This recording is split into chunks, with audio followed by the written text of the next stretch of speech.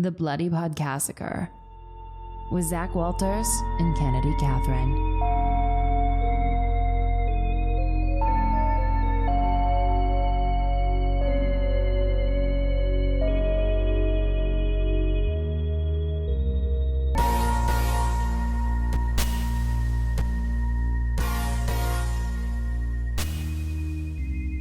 Happy Sunday. How are you? Good. We're back on our Sunday schedule. We are, thank God. It was so weird. Like, this past Thursday, I was like, Kennedy should be here. Wow, you adjust quickly. I was only here for one Sunday. Thursday. You do not adjust quickly, as we have now learned. Thank you. No.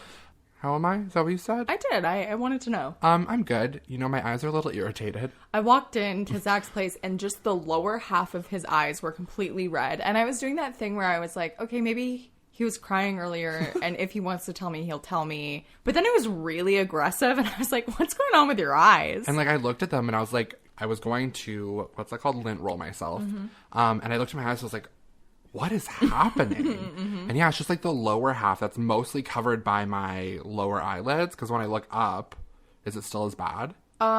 It's, like I said, stop doing that. The one eye now is almost completely normal, and the other one is not. And the other one, it looks like it's spreading upwards now. Love that for me. Yeah, great. Yeah, and, like, they're not itchy or anything. Do they feel irritated? No, like, they're, like, a little bit, like, it doesn't feel like it's going to be, like, pink eye or anything. It just, like I said, I was dusting my balcony this morning, and probably that. I was on a Zoom with someone for work recently, and they looked like they had been sobbing. And I had no idea if I should say something or not, because I don't know them that well. Mm-hmm. You're like, hi. Yeah, and she seemed fine, but it's just such a weird territory. And then we were on a call later, and she was like, man, my allergies are so bad. It looks like I've been sobbing. I was like, okay. You're like, great. Thank you for clarifying without me having to dig deep into this. Yeah, I was like, I really did think that You're you like, were Beth Ann, you good? Yeah, just wanted to check in. I don't know you. One exciting thing both of us have is we are half vaccinated. We are. We'll just say it here now. Let's do it. Let's break it. Let's just get it over with. This is a re-recording. For a second, I didn't know if that's what you were going to say. I was like, does he think I'm talking about something else? We're having to re-record this episode. Thank God you remembered that, because I was like, Zach, we've already talked about this. I will have deja vu for the rest of this episode. I know. I'm trying to think, like, what did we talk about that is relevant to today that we got to catch people up on? Not that people want to know. I think it's important to talk about getting vaccinated. Mm-hmm. We got half vaxxed. We both felt fine. Slight arm sore. Slight was an exaggeration for me. My arm was very tender. But then once I stretched, it was fine. Yeah, I just needed to keep moving my arm instead of just, like, being, like, solitary. Dead weight. Yeah.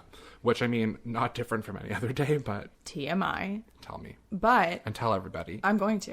Thank you. I had a very weird period. Apparently that's a thing that's happening with Pfizer. So did one of our friends. Apparently her doctor was saying that her stress levels have been high recently. It could have been Pfizer, but it could have been stress. And stress can do really weird things to your hormones. What happened for me too could have been completely unrelated. Mm-hmm.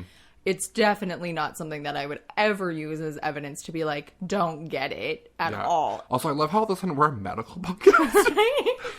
I just hate, anytime I say anything, I'm like, I'm not being the person that anti-vaxxers use. Yeah, I know. To be like, but she said, no.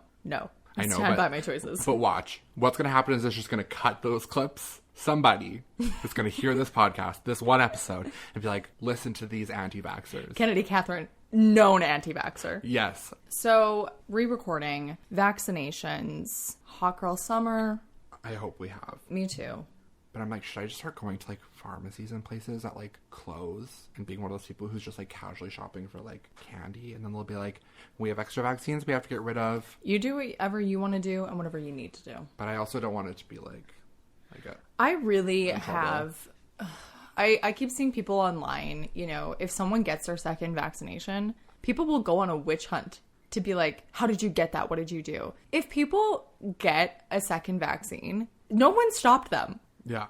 Do you think that people are operating like an illegal underground have, like, vaccination thing? Like, We also all have fake IDs that say we're 85. Like, exactly. They got it under some reasonable Mm-hmm. circumstance. someone was like, oh, Yes. we have to get rid of these vaccines. Or they're probably a nurse. They're probably... Whatever it is. Yeah. Let them be. Let people live. Also, it's not like, they're going to be able to get you a vaccine. All that you're doing is saying that you're jealous and resentful, Mm-hmm. which is fine. Harbor your feelings in private. It's no Yes. one else's fault. Nope. Anyways, We're here today to talk about a movie we've already talked about. yes. And thank God we like it. Yeah. Because that would have been rough if we had to do like the Green Inferno a second time. I would straight up walk out. I'd quit the podcast. We would just do a different movie. Remember when we recorded The Wailing? Yeah. All I remember from that movie is the exorcism scene where it was full fireworks. Remember that? Yes. That movie actually is very good. It's so long. It's very long, and our podcast about it was just bleak. Yeah. Was that the night that you got caught in a storm? I feel like it might have been. I think it was. We recorded The Wailing at my house on a day that a random blizzard came up, and Zach tried to drive home and FaceTime me from the side of the road. I couldn't see out of my window. No. Like, I couldn't see, like, the hood of my car. That It was bad. terrifying. And now it's plus 30. I know. Living here is... It's such a joy. Your system gets taken for a ride 12 months out of the year. Yeah. Like, we had, snow warnings last week? It snowed 2 weeks ago. Yeah. Not even. Like a week ago. Yeah. And here we are now. Mm. I was sitting outside of my deck having a coffee this morning. We were really excited about it when we recorded last week, and we remain really excited about it. So I'm going to hit on just some keywords that I remember. Cartoony. Psychedelic. Yes. Comical. Bingo. Murder. Camp. Camp.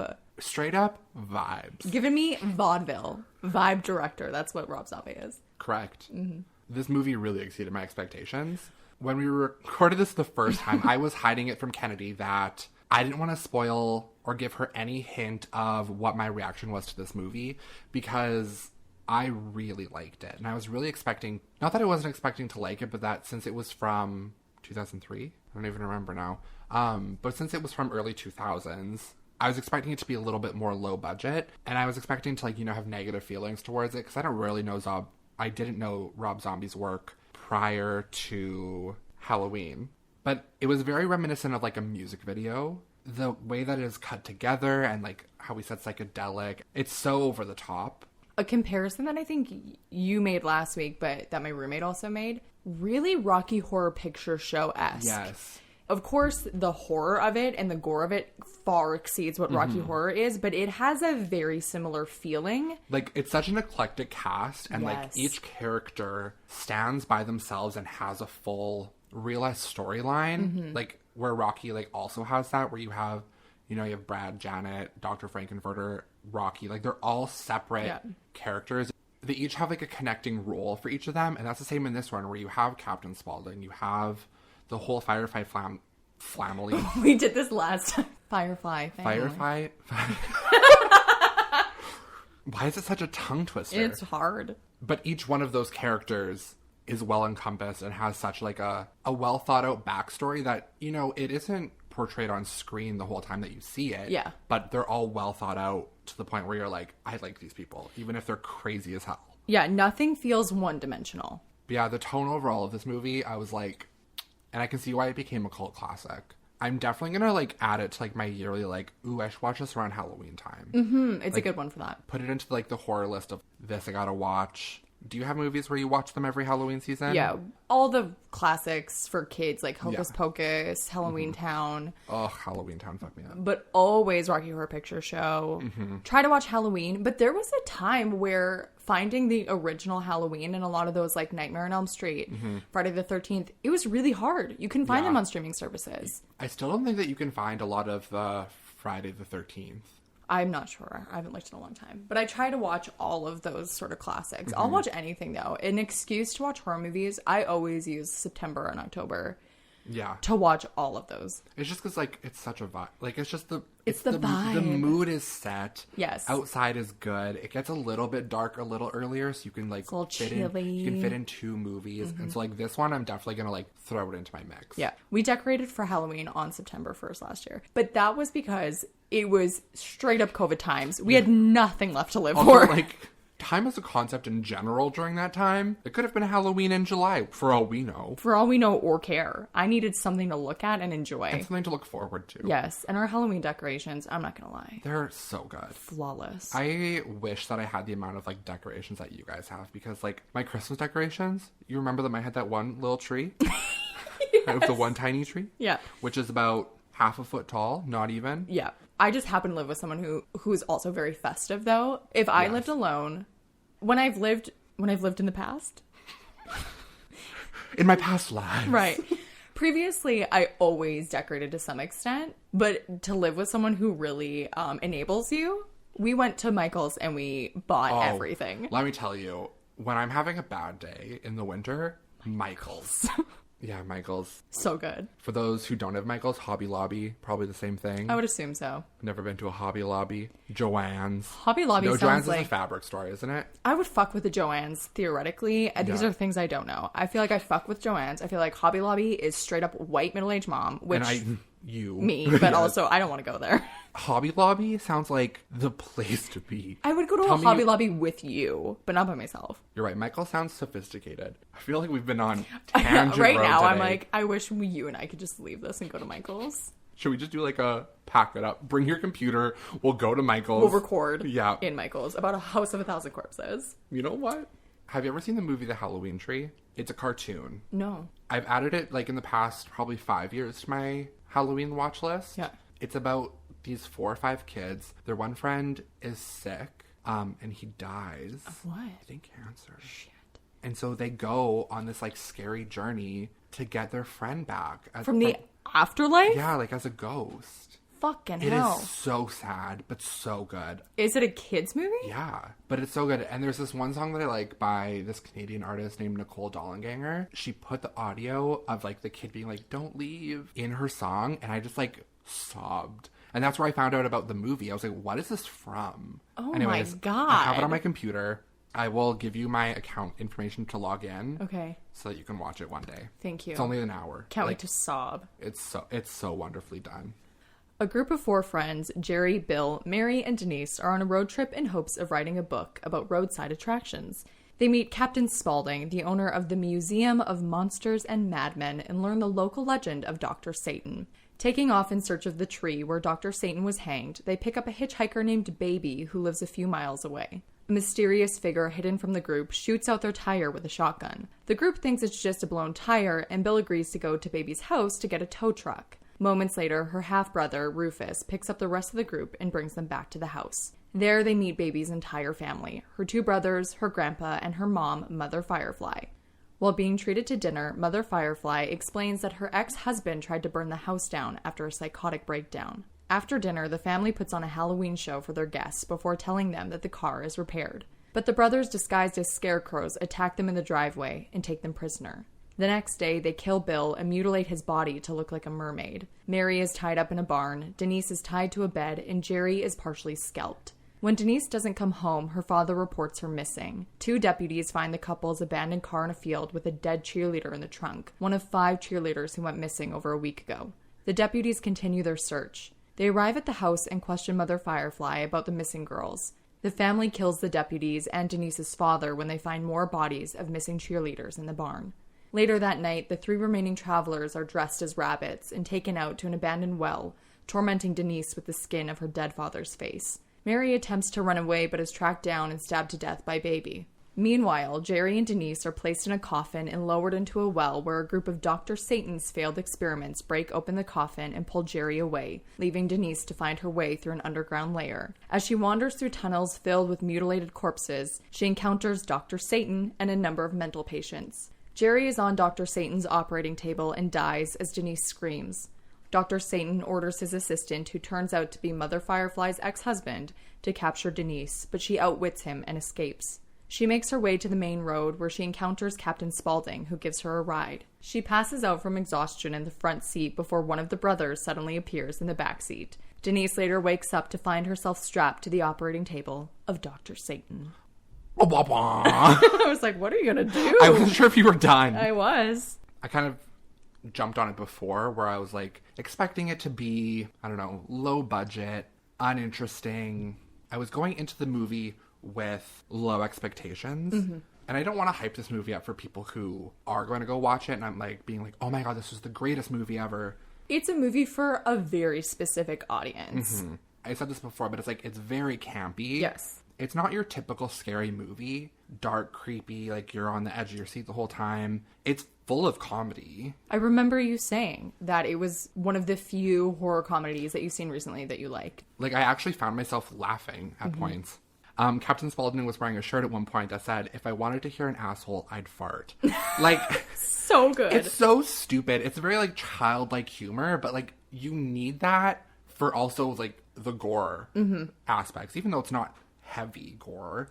The gore, too, is very campy. Yes. Like, but it's also, like, you know, there is scenes where there's a whole bunch of slaughtered cheerleaders in a barn, and it's not off-putting. Nothing's going to top the fish man that I saw. Talk about it. It's incredible. I don't remember if we talked about it last time or if I know this. I don't know what the budget was. So there's been really inconsistent reports about the budget. Apparently, they had a set budget. Rob Zombie knew he wasn't going to be able to pull off the ending that he wanted. We talked about this, yeah. So he purposefully shot a bad ending so that they would give him a higher budget to reshoot, and they did. You saying, you know, I thought this was going to be a low budget or low quality film. Aspects of it are not high production, but the set design is incredible. So good. So good. Because they shot it on Universal. So they did 2 weeks on the Universal Studios lot, and then they filmed in the same house as Best Little Horror House in Texas, one of Dolly Parton's movies.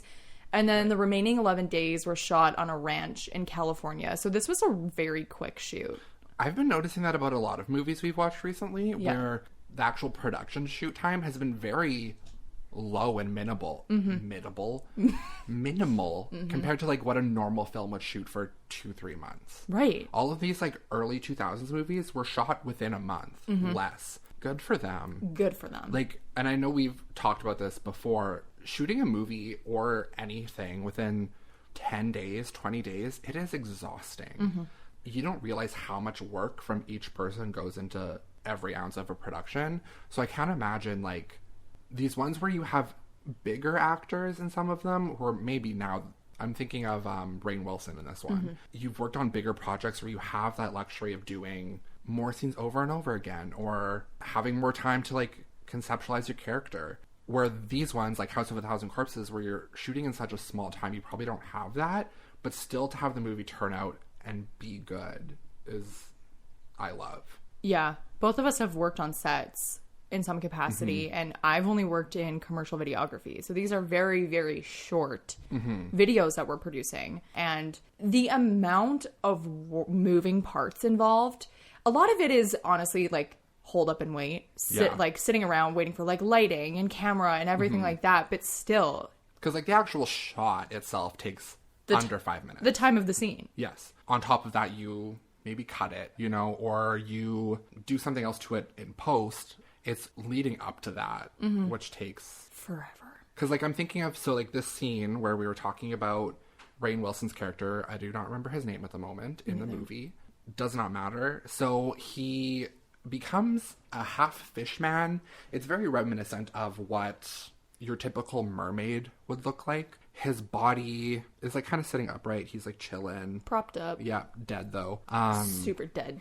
Yes, he is not alive as Fishman. Like the whole effects makeup team, none of this is CGI. The makeup on that itself would have taken hours. And when you think about, okay, well, you're only shooting in 11 days, this scene, getting him into makeup probably took I don't even know how long. Yeah. Like, I know that the bottom half was its own type of suit that they built independently, but still like having to flush that to the skin and do all of that, that's got to take some serious time. Yeah. And making sure that it looks good under lighting and making sure it looks good on camera before you like, this is going to sound stupid. Were they using digital film? Yeah. This was shot in 2000. Yeah. Yeah. Don't know when film is not dead, though. No.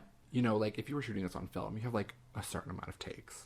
But also, you don't want to do, like, 50 takes of certain scenes also. So, I don't even know where we started on this. We just started talking about him as the fish man. Oh, yeah. One of my favorite parts. It stuck with me. I saw this movie years ago, and I remember that being something that I thought about a lot after. I'm looking at this photo that somebody did of, like, a watercolor, Painting. pencil, crayon, something, and it is so good. Yeah. And I'm like, I could have this framed in my house, and I kind of want to, like, get it printed. So talking about just the length of filming, I'm just going to take us through sort of how this whole thing came to be. So the idea for House of a Thousand Corpses came up when Rob Zombie was designing a haunted house for Universal Studios. So just an attraction.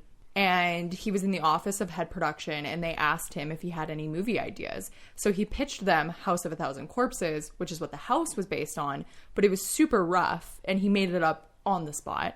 But they liked it, so he went home and he wrote a 12-page treatment, and they were shooting 2 months later.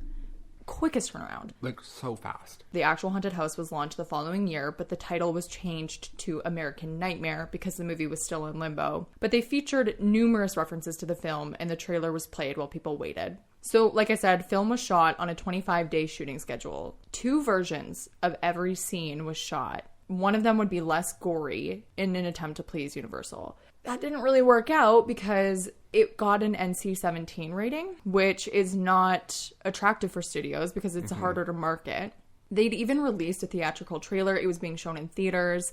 And then as soon as it got that NC-17 rating, the company refused to release the film. I wonder what the hype was around people wanting to see that movie. Like, when they saw the trailer, if they were like, oh, this is definitely something I want to go see, or like... I have a feeling it was probably a very limited release. Do you think, because now when trailers are released, we can go view them online. Right. Do you think that it was playing on TV, like in commercials?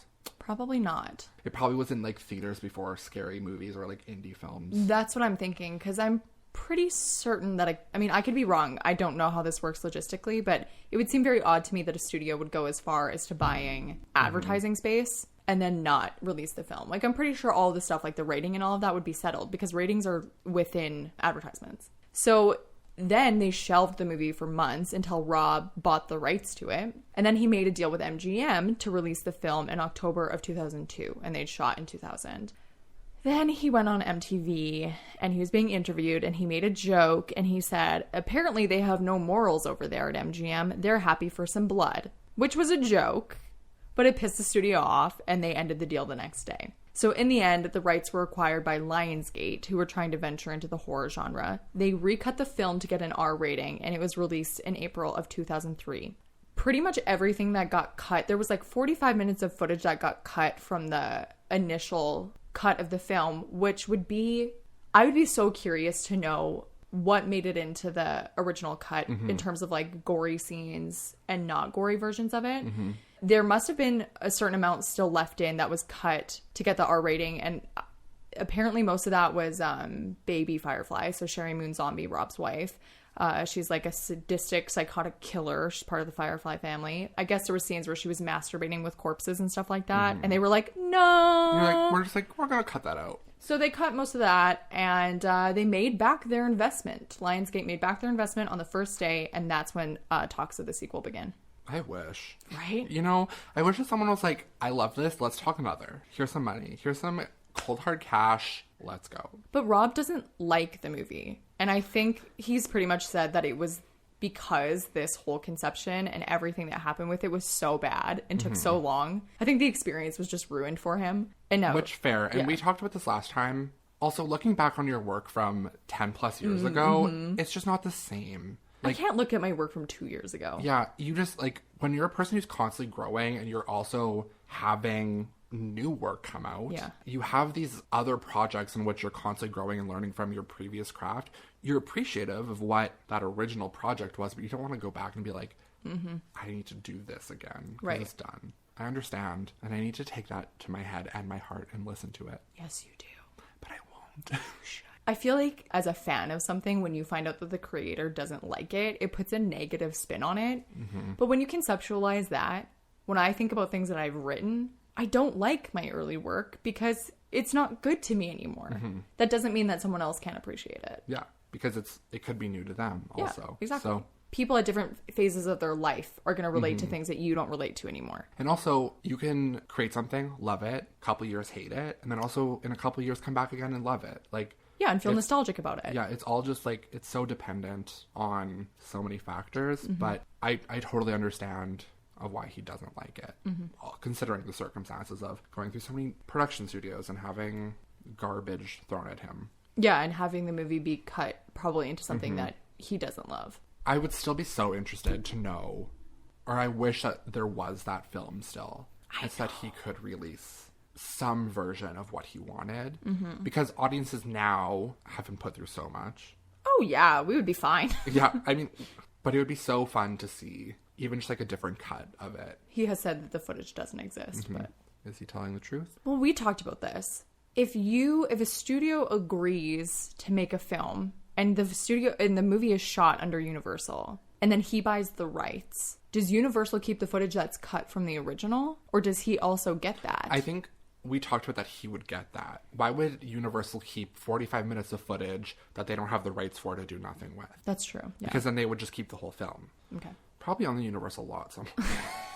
It's just sitting somewhere. It's probably in the bottom of a box. It's in that office that Carrie Fisher works in Scream 3. Yeah, it's there. That one box in the left corner. Yeah. Or was that Scream 2?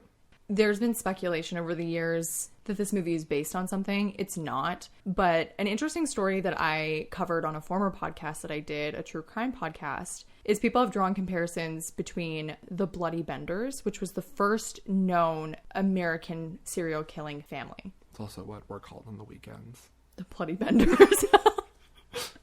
That's actually episode 20, Scream, was the Bloody Bender. I should retitle that episode The Bloody Bender.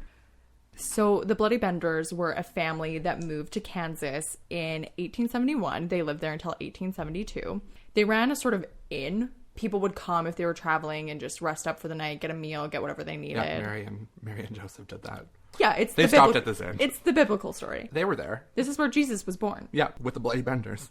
In a manger. The neighbors wake up one morning and they realize that the livestock is just sort of like wandering around aimlessly and seems unwell, like they haven't been fed or anything. So they go over there and the house has been abandoned.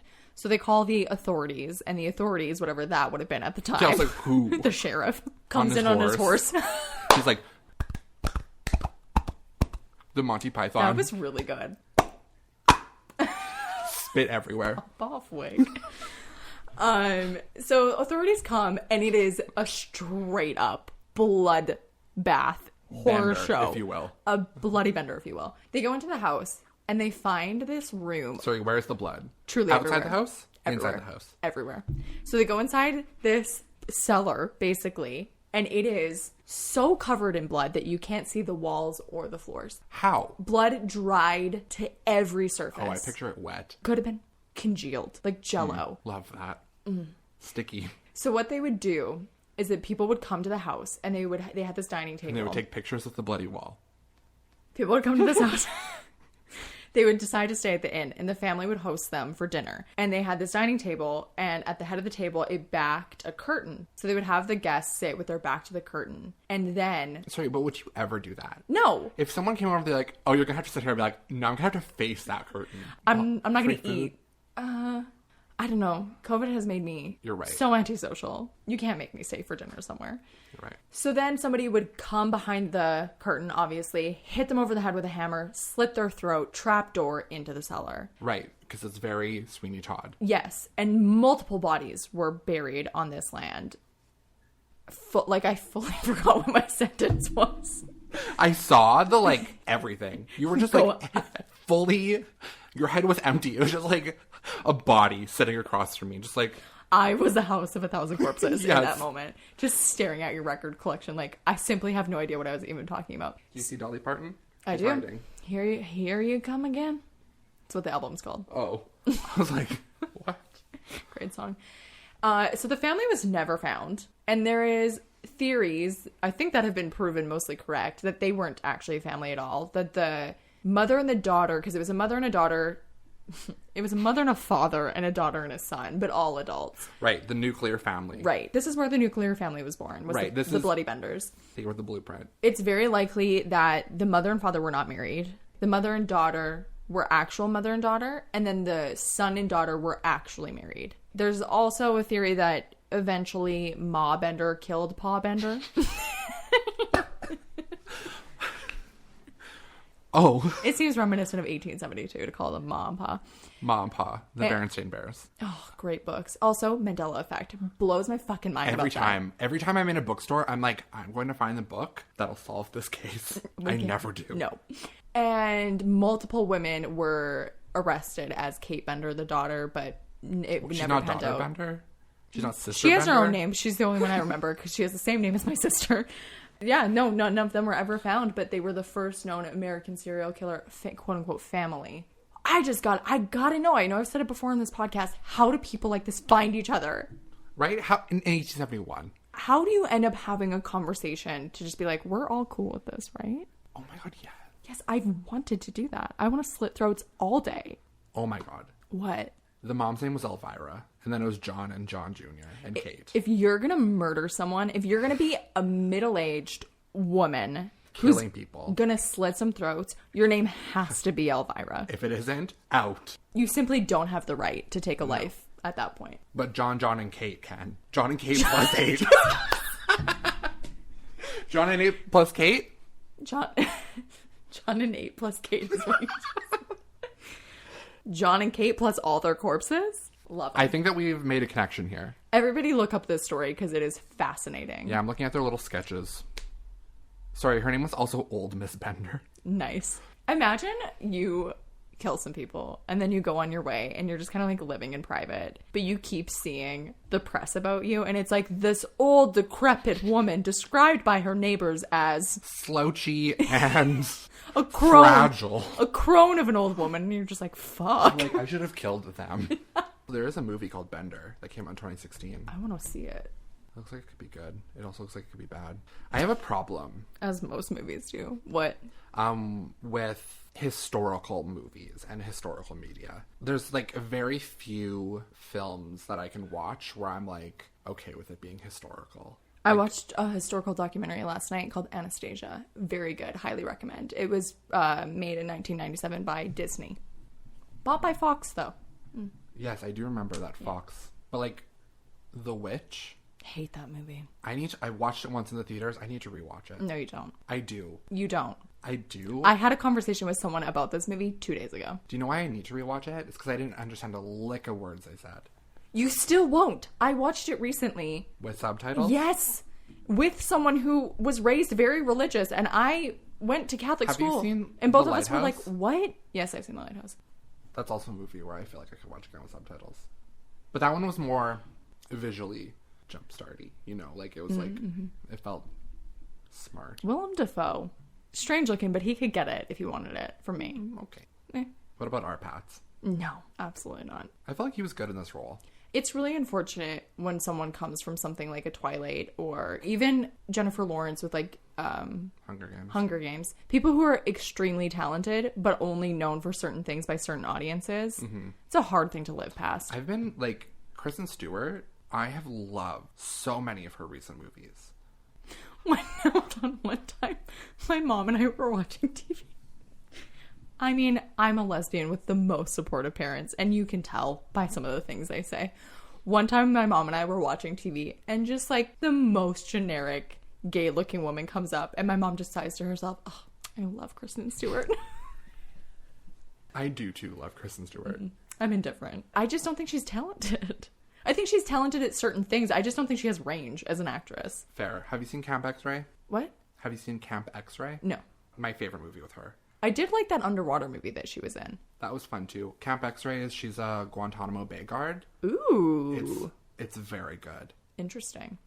It's my favorite, one of my favorite movies with her. The other one is Equals. She does not have acting range in that movie, but I love that movie. Okay. So they also did a really interesting thing. So they made the sequel, but it's a complete tonal shift. It is not campy. It is not horror comedy. I think like it still has comedy elements to it because those characters are inherently comical in nature. Right, yeah. They're not comedians by any means, but they're just funny. Me. Captain Spaulding, a great character. R.I.P. Devil's Rejects, which is the sequel, and then Three from Hell, which is the third one. Those two are very, very much like a different world, but the same people, which is really cool. I think that's why I love this series so much, is because you rarely get to see characters that you love in so many different scenarios in different ways. And to see it over a span of a certain amount of years, it's a cool anthology. I really enjoy it. Yeah, I still haven't watched. I was going to watch the other two. I didn't get around to it, but I am going to watch them because I'm so captivated still. Like, now re-talking about it, I'm like, get back in it. Yes. So I definitely will be watching both of them. I would also recommend, we talked about this last week because you were shocked. I really like Rob Zombie's music. Yeah. Sorry. Yeah, I forgot about that being one of your little fun facts. Yes. 3 songs that are related to the film series: House of a Thousand Corpses. You don't say. The Devil's Rejects. Wow. And Pussy Liquor. Right. Pussy Liquor plays in House of a Thousand Corpses, and then it has some of the audio. House of a Thousand Corpses and Pussy Liquor have audio from the movie. Sorry, are both of those songs in the film though? House of a Thousand Corpses isn't, I don't think, but Pussy Liquor plays, like the very beginning instrumental part plays when they're walking into Pussy Liquor, the liquor store, and she has that exchange with the guy who works the cashier, and she said, "Oh, we like to get fucked up," and he says, "Yeah, I like to get fucked up too," and she says, "Yeah, I bet you do," and that's in the song. But anyways, those 3 songs, bangers. They get my motor running. Sorry, I didn't like the way I said that. Yeah, I didn't either. And the way that you, like, maintained eye contact with me, but over your computer, I was like, okay. Well, at least I don't have spooky eyes like you do right now. Shut up, are they still bad? Just the one. Which one? This one or this one? That one. The other one. I'm like, oh, this one? Do you want to rate it? No. Okay. Let's do this. Scary? 2. 3 or 2 or 3. We kind of glossed over the whole Dr. Satan element of this one. Oh, yeah. Should we talk about that? Dr. Satan is this character. Let's do it. I'm like, should we talk about it? Dr. Satan. This is the one sort of what is happening element to this movie. So he has an underworld of sorts. It's the catacombs underneath their land that he lives in. Is he a real person? Who's to say? He is so spooky looking. Like, he actually scared you. Yeah, like, I remember when he first came on screen, I was like, oh, that is, like, I was like, I don't like looking at it. Just because it's like, the more you look at it, the more you, like, notice little details of, like, around his neck and, like, what he's got. And I was like, are you made of muscle? It, like, gives you, like, that, like, weird shiver where you're like, I don't like this and I could do without. Yeah. And I really liked that. You kind of talked about it where it was like, is he real? Is he not? But the one thing that I liked about this movie is that Rob Zombie hinted, like, it could have been a hallucination just because, like, the amount of trauma that Denise, I think it was. Yeah, Denise was her name. Went through that. It could be, there is a possibility that everything she's seeing and, like, experiencing is, like, completely just in her mind. Yeah, because she's just learned this folklore before she's gotten to this house. So she maybe, it's a total figment of her imagination or it's real. And when they made The Devil's Rejects, because it's so based in reality, the horror of it is just that this family is killing people. Right. So, like, Dr. Satan is completely disregarded from these other 2 movies. Yes, but they tried to shoot a scene where they had Dr. Satan, they went and the investigators and police and stuff, like, not flooded, what's the word I'm looking for? Barged in. Yeah, on the ranch. And a good old barge on the ranch. What is that word? Bombarded? I don't know. It's like, whatever. Forced entry into that ranch. There was this scene where they shot that they took Dr. Satan out and brought him to a hospital, and he attacked a nurse played by Rosario Dawson. I love her. Me too. Oh. Death Proof. Have you ever seen it? It's Quentin Tarantino. Is that the one with the woman with the... No, that's Planet Terror. Okay, I've seen that one.